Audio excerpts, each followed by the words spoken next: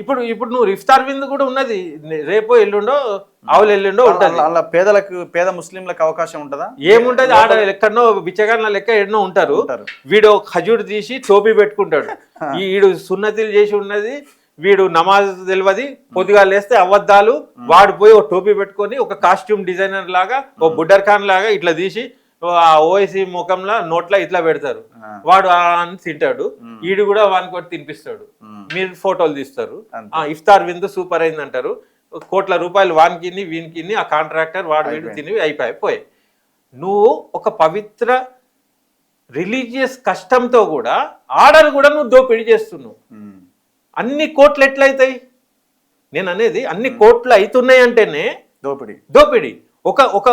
ఒక మనిషి భోజనంకి 2000 చిల్లర అవుతుందంటే నువ్వు అదే 2000 చిల్లర అయ్యేది 200 మందికి పెట్టచ్చు. నువ్వు అవును, అట్లీస్ట్ 100 మందికి నువ్వు డివైడ్ చేయొచ్చు కదా. నేను అనేది ఫస్ట్ నువ్వు ఎందుకు చేస్తావురా భయ్?